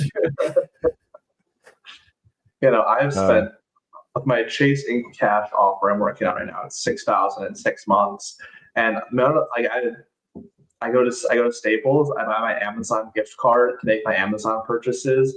I live super nearby, so I don't feel like I'm going on my way. But it's like, I wanted to order pizza, and so I go there to buy my Domino's gift card, and then I order my Domino's. So I made 5x on all my because the gift cards are not like how they used to be. They're all like it's like a giftcards.com that has like 300 different options. So I buy a $200 gift card, and then I can break it up by $25 increments of what I want to do. So that's just wow. I've gotten way too friendly with the workers at Staples, but I did a new controller for my gaming PC, so I was like, I'll buy it off Amazon. I was like, but instead of getting 1x on the card I'm working this up for, I'll get 5x. So that's astounding. That's awesome. Yeah, I haven't really dabbled in the whole gift card thing, but it definitely seems like a lot of people are getting a lot of value out of that. Boxer's here. Thanks so much for being here. Really appreciate you. No need to apologize at all. We love it whenever anyone joins. Dim, if Amex had a personal checking offer in MR, I'd sign up for it. Was targeted for $300. Not enough for me to go through the motions. Yeah, I agree. It's kind of a weird miss that they aren't doing that targeted bonus in MR. It seems like that's just such an obvious thing for them to try to do. I wonder if it's a tax thing, because I know with a normal bank bonus, if you get paid in cash, they do send you a 1099 INT or something like that. Whereas if you get points on rebates, so they're not taxed. If they were to change that, that would totally kill the entire credit card game. So that's either, if you want to worry about something, you can worry about that. But because I wonder if there's a difference with it being checking versus or personal versus business. If there's like a thing they have to consider. It could be, because they did send us a 1099, I think miscellaneous for when we did the business checking last year. I think they just said they credited us $300, so a cent a point, which is, they do that for referral bonuses too. So if you're having those referrals, then you're paying taxes on 1 cent per point for that too, which is super fun. Boxer. So for the real side, I actually was considering Amex business checking for my business. I like what they have to offer, but Wells just a tad bit stronger in my case. Would be a secondary account. Yeah, I feel like, especially for business, having access to people that you could talk to if you really needed to, I feel like would be more of a deal for me. At least if I had kind of a larger business. What do you think? Yeah, no, I'm just waiting to win the Powerball today. I think it's $1.7 billion, so I can just have my private banker take care of everything. That's kind of my goal right now. After this, I got to go to the 7-Eleven to buy my one ticket for $2, so I can lock in that win, of course. But when it comes to I say YouTube is my business. I have no money going in or out, so it's not really totally real. But if it ever gets to that point, I'm super on that mentality of making sure that everything business is separate. So making sure that I have a strong business account, checking savings account that with someone I trust. Well, I'm probably not sure if I would trust them, but I'm sure they have things that work for them. I probably would go that Amex side just because I've had great experiences customer service wise with them compared to like a Chase or a Capital One in the past. So yeah, you just kind of go with the company you trust. And again, the longer you build that relationship with it, I always think that's better than hopping around. Yeah, absolutely. I agree with that. I agree with that 100%. All right, let's keep going. Boxer, I'm waiting for my fuel program to leave a credit card on file for payment. Second, I do. I'm going business gold card to hit the cap every year. Absolutely. I mean, 150,000. It's if you're big enough business, 150,000 doesn't sound that much, but 150,000 at 4x is nice because it's basically just gravy at that point, which is solid. Yeah, QC Man asks, will be at that point. What was that? You don't care about the annual fee at that point. Absolutely not, right? Because that's 150,000 times 4, so that's what, 600,000 extra points a year. Yeah, I'd be good with that. That's a round trip first class ticket for 2 pretty much anywhere. Or one night at the Masai Mara Ritz-Carlton. Dim, I believe dining QCM. Oh yeah. So are any of the 4x categories on the business gold applicable outside of the US? I think that might be US dining. Let me double check that. Let's see. Oh, and my computer froze. All right. Okay. Still looking. American Express business gold.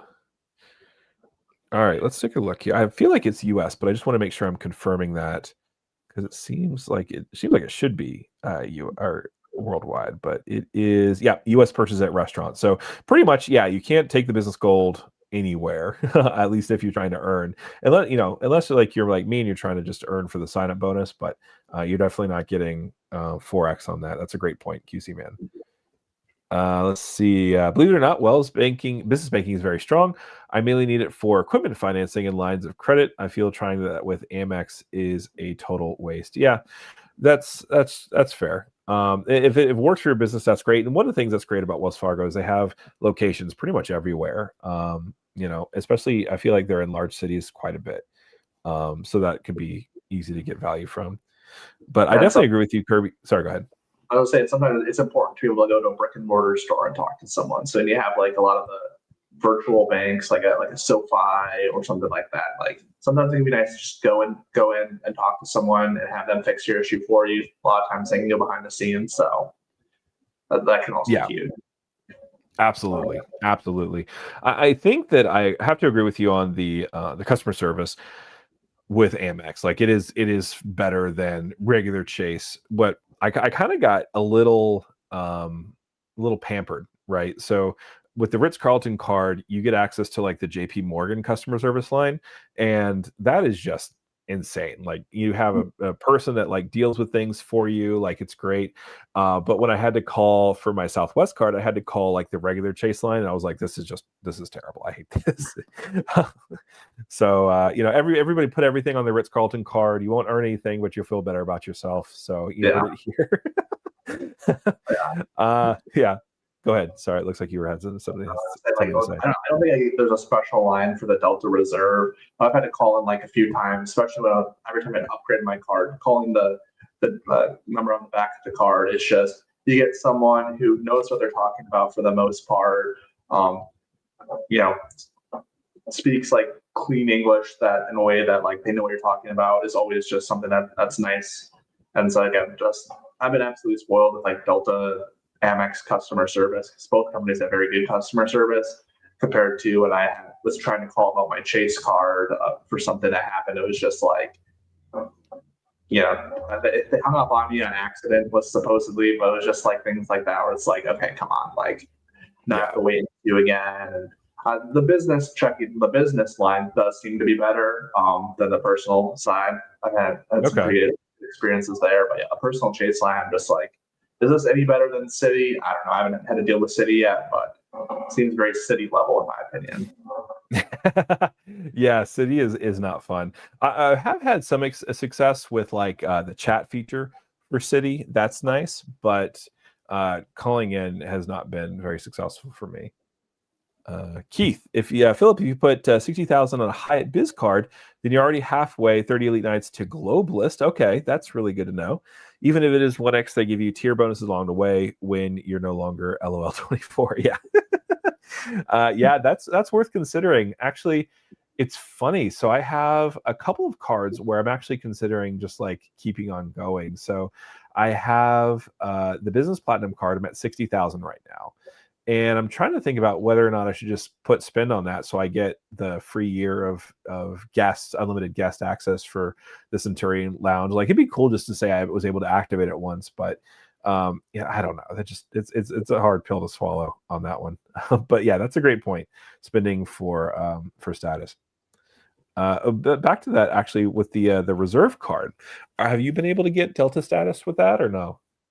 Yeah, so they changed it. So the first year it was, I had NQMs and NQDs with a gold card. I did enough business travel. And in the Okay. 2-year program I was in, every year you'd fly to Cleveland at least once. You might get flown out for what we call a Kaizen week. So there's a decent amount of travel, not a ton. But now that so the first year I was able to hit it, I was short like 20 NQDs. So me and my buddy, we flew to Seattle from John Wayne he's a Browns fan. So we flew up, watched Seattle play the Browns in NFL, and flew back same day. So we felt really like, we had made it. We're just going up for the day and flying back. Like the ticket was like $20 because we bought it like as the game started. We didn't have tickets until after we landed. So we got some last minute deals. The flight was kind of expensive. So it's probably like a $350 trip, like total. But it was cool just like get status. And I had a lot of luck with silver status. As long as I'm not flying to Atlanta or from Atlanta, like I get upgraded most of the time. So ever since they changed it, and now that I have the reserve, those 2,500 NQDs, I probably hit like 6,500 NQDs a year. So I'm not anywhere near close to gold, but I get silver basically every year. So silver status it's not special, but I probably get upgraded.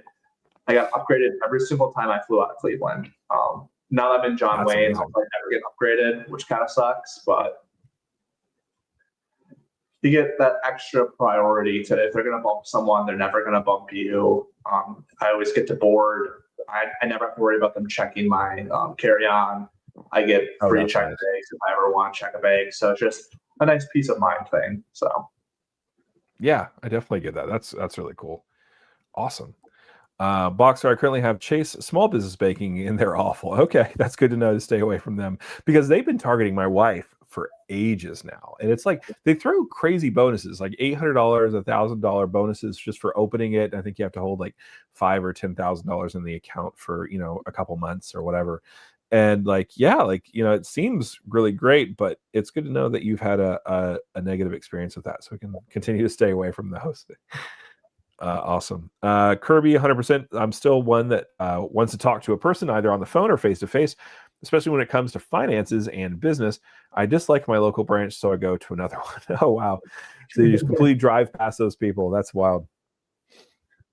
If you have multiple branches nearby, build a relationship with your favorite one and then go from there. Definitely. Yeah, absolutely. Absolutely. All right. So Kirby at QC Bank follows up. Kirby G, do you fly Delta enough to use up your yearly Sky Club passes on the reserve? That's a great question. So I can check right now how many I have left. So I have a trip to Cancun in November because I really am. I've done a lot of travel where I'm going 100% the entire time. So I definitely want some more trips that I'm doing nothing except go like on the beach, ordering free room service and drinking fruity drinks for like 4 days. So I'm very excited for that. High all inclusive. So let's see how many I've used. I have 8 out of 15 available visits so far. So I have 8 more. I used 2 in Cancun, and then I'm flying to Minneapolis.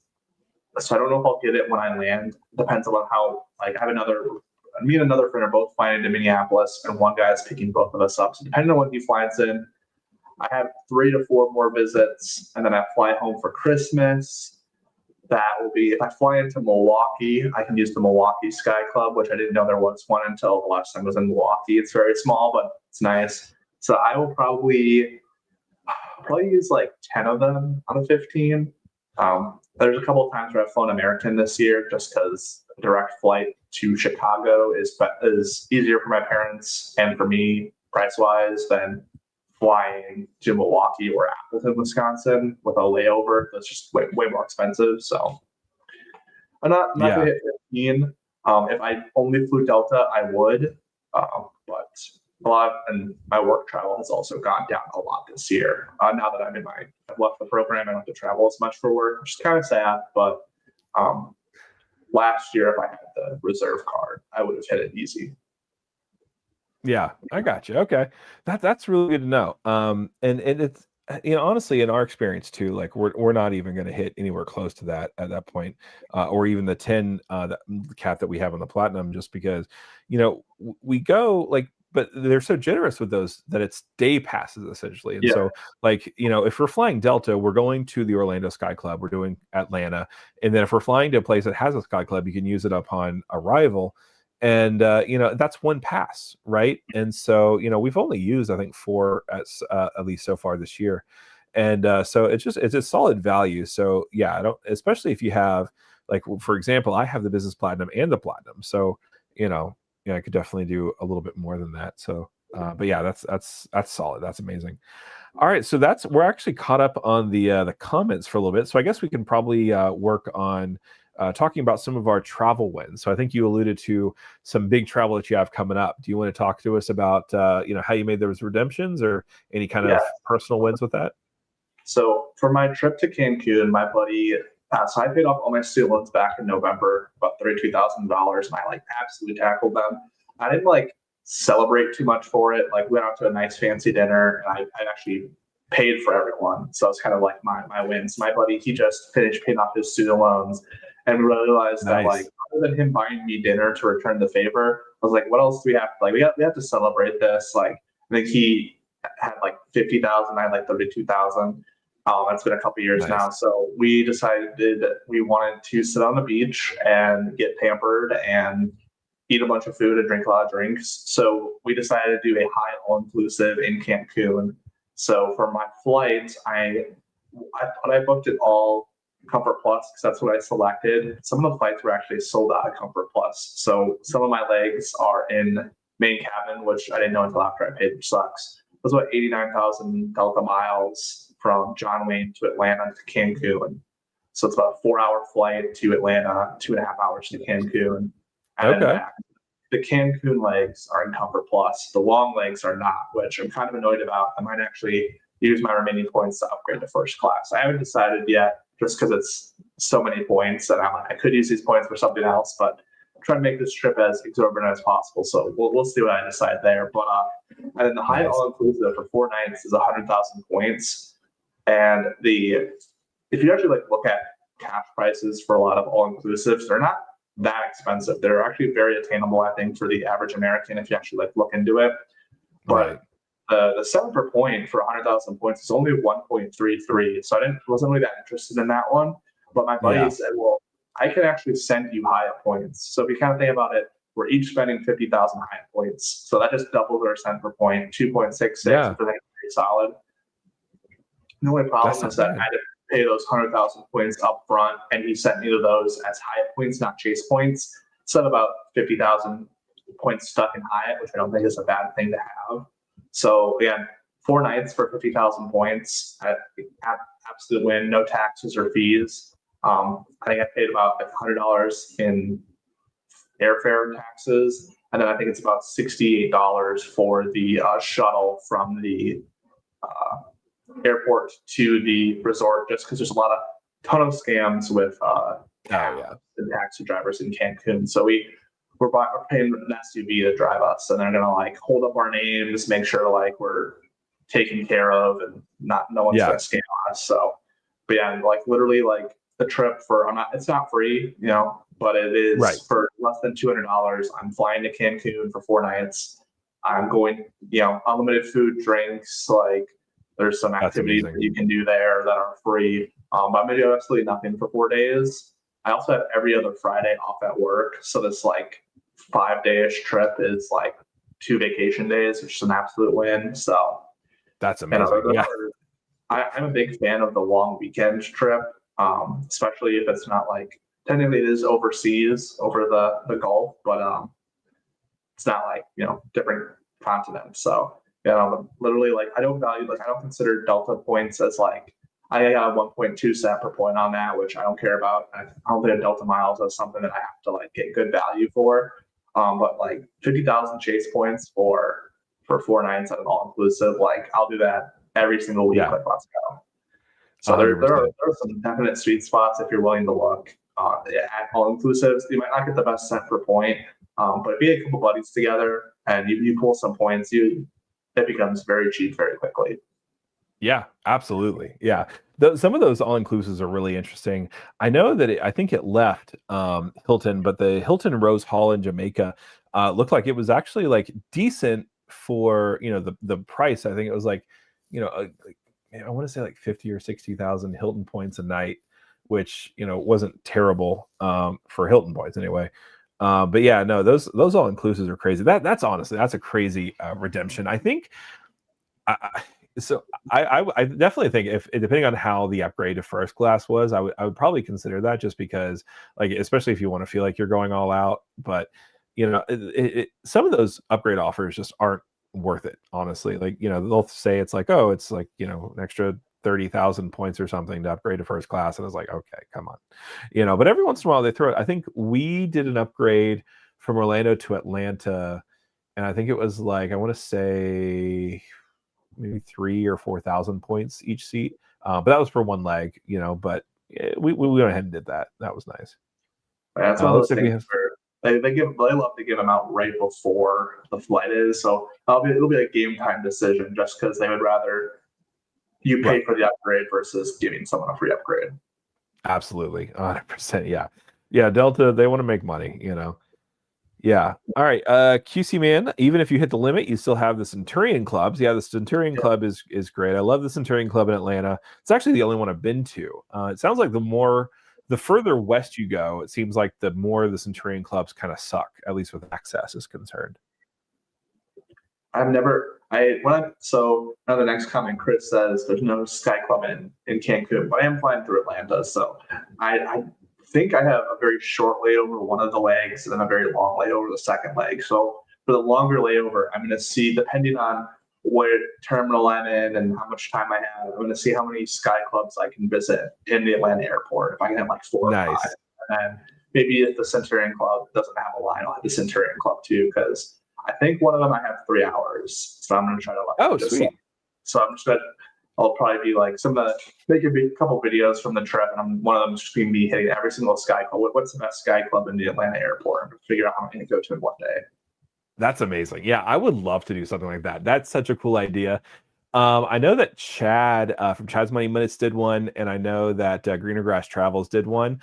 But like, it's just like it's so interesting to me, like being able to compare them, because there's such a huge difference between, like, if you're going to terminal E Sky Club, like, I've heard those are kind of terrible, where like we went to the B one and that one was pretty good. But yeah, that would be amazing. That would be such a cool time. But yeah. All right. So Cancun doesn't have a Delta Sky Club, only Priority Pass. Yeah, Priority Pass lounges, at least in the United States, like, they don't seem nearly as good, but I'll still take them. Daniel Sparks in the chat. He thinks you look kind of cute, though. So thank you, Daniel. He'll probably bench me at this point. Dude's kind of ripped, so. Yeah, he does look like he works out.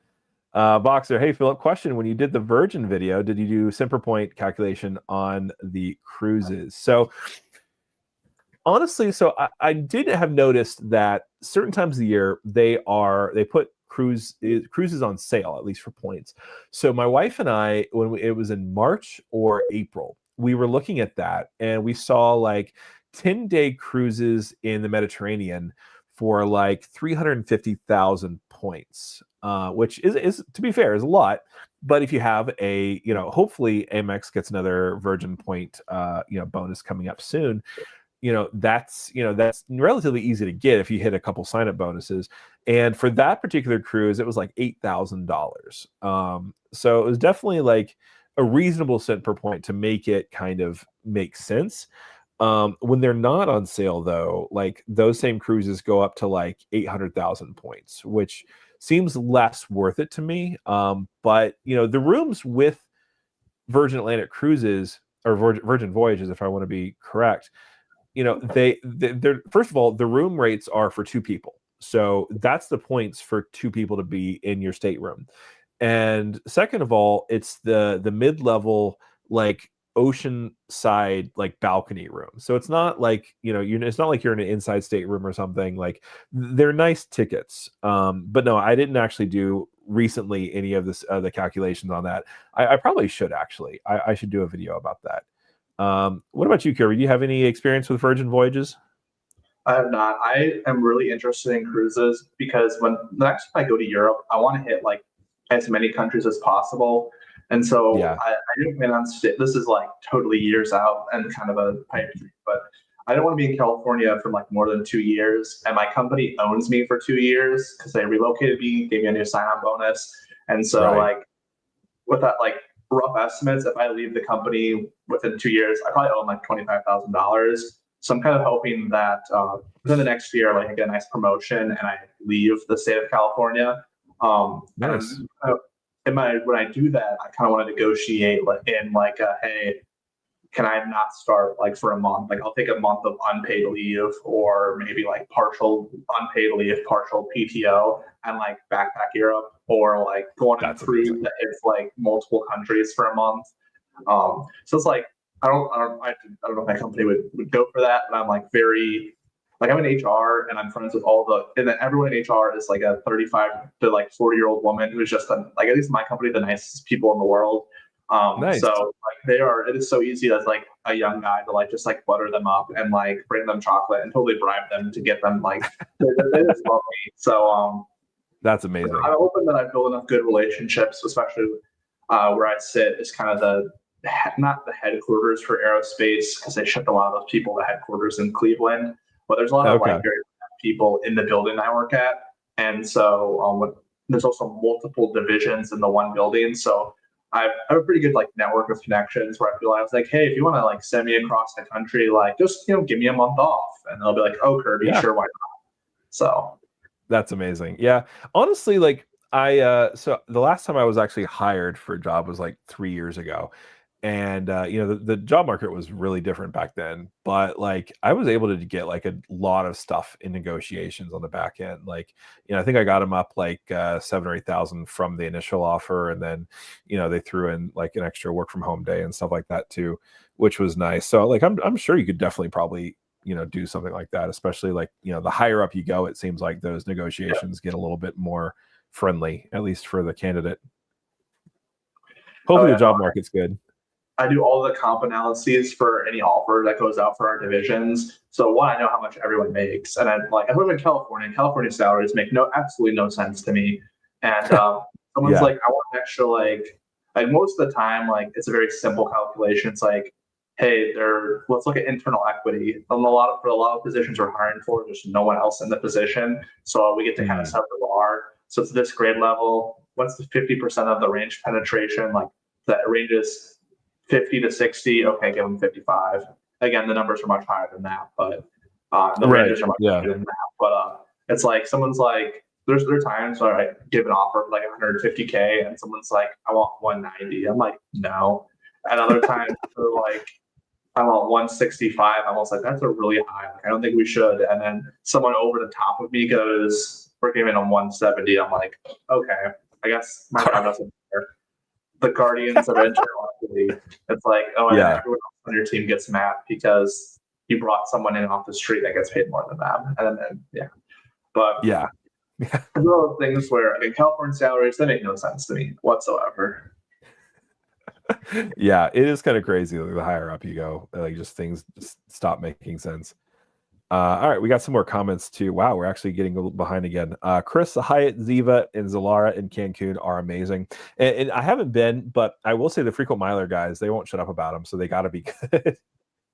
Well, those were our top two options. We were going to go. We checked them on Monday. We had met, and then work happened, and we got really busy. He's on the East Coast now, so 3-hour time difference. And then on Friday we went to book, and neither of them had point availability for when we wanted to go. So we're going to the Breathless Riviera, which is actually kind of closer than one of them. The other one was like 45 minutes from the airport. It's only 20. Oh wow. Okay. So those were the two like our top options, and they were like all the same price, and they seemed a little bit nicer. So, but oh well, we're just going to drink and eat food. So there you go. It doesn't matter that too much anyway. That's amazing. All right, Daniel Sparks again. Do you know if the Amazon Prime business card ever goes higher than 125 for the sub? I want to say for Prime Day they went Yeah, up. I want to say maybe like 175 or 200. Do you have any direct experience about that or no? I think my mom asked me if she should get it on Prime Day, the last Prime Day, and I want to say it was $200. And Okay. you know, she spends all of her money on Amazon. I don't like there's packages coming at home every day. It feels like whenever I was there, so she probably would have been a great card for her, but she didn't. She ended up not doing it. But I want to say it was $200 on Prime Day. Okay, yeah, that makes sense. I think that's true. Keith, I like Chase's small business account. It's very functional and easy to use. I have Chase Business Platinum account with a dedicated Chase Banker Concierge. Wow. Okay. Well, that's good. So it sounds like they definitely kind of step up the customer service when it comes to that sort of thing. The last time I had an in-branch experience with Chase, it was for my personal checking account, but I was depositing a cashier's check for 27,000, and they were like, they was very nice. The lady at the front desk was really nice, and she was like, we can deposit it, but it probably won't be available for another 2 weeks or so. You can call the number, and it was actually fully available like 2 days later. So I was happy with them about that. But yeah, Boxer, Keith, you're not wrong, but my account was sold. They decided not to grandfather my account and started hitting me with fees, and I've been with them since 2011. Yeah, no, that's not good. Yeah, you want to make sure they reward loyalty. Although I feel like most people don't do that anymore. I'm just like so against the idea of a bank account having fees. Like, why are you charging me money to hold my money? Right. Obviously, I know like there's a cost for them doing that, but I'm just like, I just blows my mind that like my sister was paying fees every month for her like checking account. And I was like, yeah, no, you're not doing that anymore. We're changing banks for you. Like, no, like that makes like that's like I changed from my US Bank Cash Plus to a Smartly card because in my mind I was like, I'm not going to get to the 4x level of $100,000, but I'm going to get to 3x if I move like some money like investment accounts over. And then the next day after I got it, they announced all the rumors came out that they were nerfing the Smartly card. So I wanted out of Oh like yeah. protest, I wanted to cancel it, but that's the only way I can get no fees in my U.S. bank account. So that's why I have a Smartly card, so I don't have fees on my checking account. That's nice. I love it when banks do that. Like the fact that like they reward loyalty to a certain degree, like or at least having more accounts with them. Like I love it when that happens. That's really awesome. QC man Daniel Sparks, when I signed up for the 125, they offered me an extra 50 to actually open up a business account on Amazon, but I have no idea if they do that for everyone. I actually got one of those too. I used that to pay for half off of my mic arm, actually. I got that with a Business Prime account, which I actually ended up closing that shortly afterward because they made it really difficult to switch between my business card and my personal account. Do you have a Amazon business account? No, I am my like again. I have the IHG business cash or the chasing cash and the Blue Business Plus. But again, there's no true business yet, but there will be. Yeah, It's in the yeah, process, right? It started. It just has no revenue yet. So, but I that's true. project revenue in the future. So that's what I tell the banks. It's not that you're not making any money yet; it's that you're pre-revenue. And Yeah, from watching Silicon Valley, that means that you basically can print gold. So yeah. There's a product that's idea that I have. yeah. Daniel Sparks, I don't lift. Anthony just feeds me steroids. All right, so that's good to know. All right. Chris, with a 3 hour layover in Atlanta, you'll be able to hit up at least 4 to 5 Sky Clubs as long as the train between terminals isn't too crowded and there's no wait lists. I don't know about you, but no matter how crowded that train is, I'm stuffing myself in there. Oh, yeah, no. I'm getting in there. Yeah. You knock a few kids off to make some space, and you just get on it. Yeah, they just knock off some people that maybe they flew Spirit there. That serves them right. Yep. That's what they get.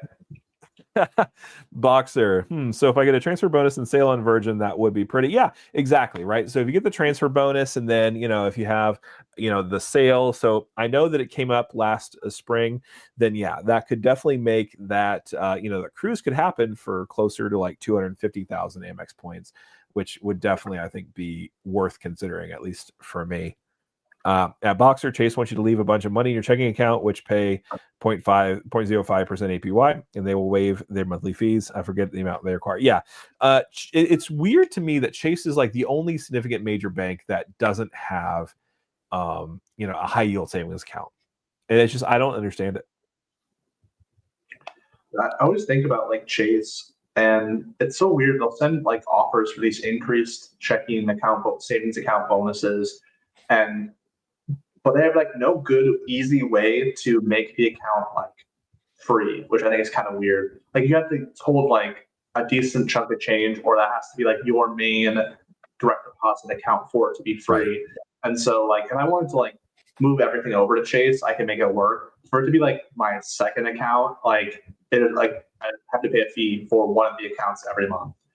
So right. That's why, like, obviously, if I'd make more money on the bonus if I end up paying fees for 3 months before closing it. But in my mind, that sounds lame and stupid, so I don't want to do that. But I was like, man, can you just like, if you hold a Chase card, you should not have to pay for a Chase checking account, in my opinion. Absolutely. Yeah, it does not make any sense. I agree with you on that one. Daniel Sparks has a great question, actually. If you could live in 6 countries for a month each, which would you choose? Oh, gosh, assuming that visas were not a problem. Yeah, visas were not a problem. I'd probably have to go with like North Korea, Afghanistan, Oman. Like, probably like the thing is, I'm a very white palate when it comes to food. Like I grew up a very picky eater, and so like I am very excited to visit Japan. I think it'd be cool. I'm not like I love me a good like American Asian buffet, but like I'm not a big seafood or sushi kind of person. Like noodles are overrated, so I'd probably just be like at whatever countries are closest to America. Because the more I travel, the more I realize how much I just love America. Like, give me my ice, give me my air conditioning, and like, yeah, you have cool architecture, but like, I think of Europe as like Disneyland for Americans, because like all their economies rely on us traveling there. It's like that and cured meats. It's kind of the only thing they have for their economies at the moment. So like, probably just whatever countries are closest to America, that's where I would live. Okay. That makes sense. I mean, yeah, honestly, like it's we were actually looking into because there were a lot of places in the English countryside that made it relatively easy to buy into. So you could like buy a townhouse or something like that, and it's like it is kind of compelling. The only difference is like the fact that the pound is just so much stronger than the dollar right now. It's just like it's difficult, but like like it's easy. The only thing you have to learn how to do is just drive on the wrong side of the road. And I said it. Even the U.S. Virgin Islands, they drive on the wrong side of the road. I'm just like, it's ridiculous. But that's true. Yeah.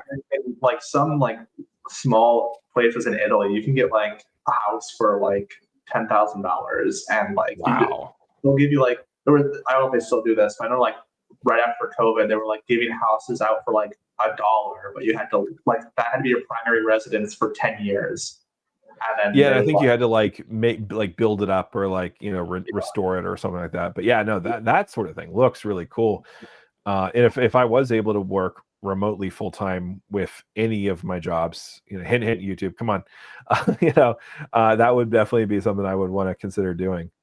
Okay, let's see. Boxer at Keith, they're my primary business account.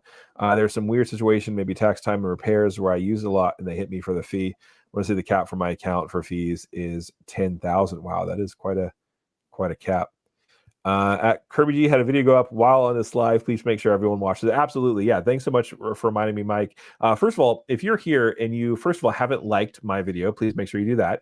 But then second of all, make sure you, in a separate tab, switch over to Kirby's. Kirby G is his YouTube video or YouTube channel. And I actually was searching for you and I had to put Kirby G credit cards and it popped up. So please make sure you subscribe to his channel because he's got some amazing stuff that you definitely want to make sure you take a look at. So thanks again, Mike, for reminding me about that. I appreciate you. Yes, thank you. I think at 86 subscribers before this live went live. So I'm really close to 100. And once I'm close to 100, I can change the goal, make it 500, and then just keep changing the goal higher and higher. So I never actually hit the goal. The goal is always higher. So there's always something to aspire to. Absolutely. Yeah, 3 digits are definitely better than 2 digits. Bigger number, better person kind of mentality. So you gotta just. But absolutely, yeah. But seriously, like it's been a great couple weeks for the channel, and I make a lot of videos that are more do a lot of like presentations and kind of break things down that way. So definitely try to do something a little bit different. I'm not as focused on as news as much. I do a lot of videos about kind of my thoughts, my mentality. So hopefully you can kind of use some of those same tricks to kind of see what cards are justified for you. I think the video that went live is about me talking about luxury credit cards and how, in my hypocritical brain, why some cards I like more than others. While I don't have any of them yet, probably over the next course of the year, I'll probably add one of those cards. And so kind of how I justify a card to myself. So I don't necessarily need the card to quote unquote pay for itself, but I definitely want to get outsized value for it. So hopefully that's something you guys enjoy. Absolutely. Yeah. That's awesome. Chris, Kirby, appreciate all the Cleveland mentions. That's my hometown. All right. Yeah, no, everyone like poo-poos Cleveland, and I still poo-poo it because my buddy's a Cleveland fan, like sports fan. But like the headquarters to my organization is in Mayfield Heights, which is just south of Cleveland, and it is very hard to get like very high-paid executives to move there. But once they move there, they will never leave. So again, downtown Cleveland is a lot of fun.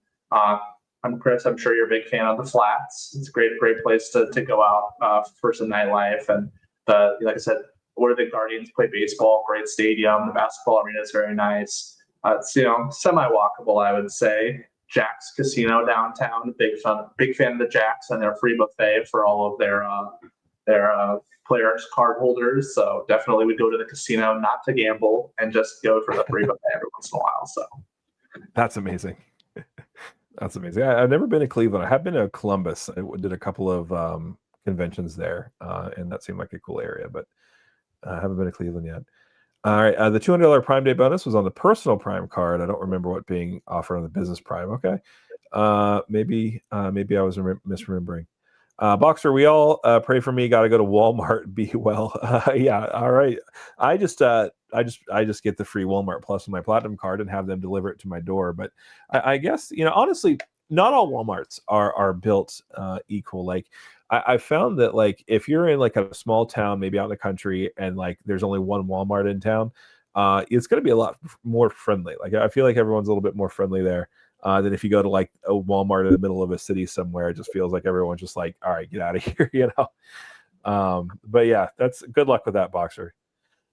Keith, Spirit Airlines may not be flying in the near future. I think this is their second bankruptcy. Yeah, who knows? It definitely seems like they are under the impression that they're going to continue, but also I don't know if they would say that they wouldn't be continuing at this point. That's a valid concern. I do see Frontier as like targeting a lot of their routes as well. I think that's like 20. I can't remember. I think it was Frontier, but I think that's like 20 new routes, and they're all competitive with Spirit. So yeah, I don't know if Spirit gets bought out instead of going completely down under. But Frontier is definitely going for the jugular at the moment. Yeah, they are hungry. Yeah, absolutely. All right, Mike Newland, is the City Double Cash a true 2x card? Yes, by my all accounts. I don't think there is like a cap or a limitation on it. The only thing is that you have to pay it off in order for it to actually get 2%. But hopefully for the people on this channel, they never pay any interest, and so that doesn't even matter. Exactly, right? Nobody pays any interest in YouTube. Exactly. All right, QC Man, Kirby G, alienating all his European subscribers. Yeah. I'm just saying, European credit cards, they're just terrible. So they're probably not watching. So that's just what I hope because, the Europeans, they talk so much smack about us Americans. So you just got to rage bait them a little bit.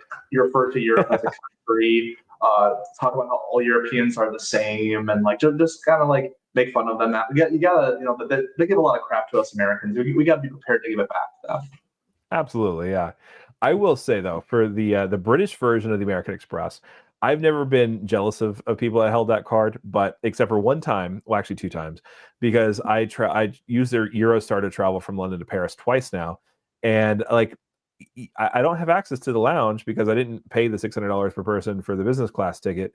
But if I had the British American Express, then I would have access to it. I'm kind of jealous that I don't. But other than that, no, I haven't really ever wished I had a European credit card. QC Man buddy's right about the ice and air conditioning. Yeah, absolutely. We went looking specifically for a hotel in Paris that had air conditioning, and that's the Hilton Canopy Hotel in near the Trocadero, as the guy says on the metro. But yeah, no, it's hard to find air conditioning 100%. Leon, typically the banks that have a huge physical branch presence don't have high yield savings accounts compared to ones that don't have any or very little physical branches. That's a good way to think about it. Yeah. That's how they can afford it. They don't pay those brick and mortar prices, so they have extra money for those high yield savings accounts. That's true. That's exactly right. Philmo says Walmarts in upstate New York are the thing of nightmares. I can see that. I can see that. All right. Chase Business offers overnight sweep accounts for business checking accounts. You can earn a decent APY depending on the risk of the assets you want to invest in. Okay, that is good to know. I did not know that. All right, so I stand corrected. Chase actually does offer that. There's just a couple of hoops to jump through.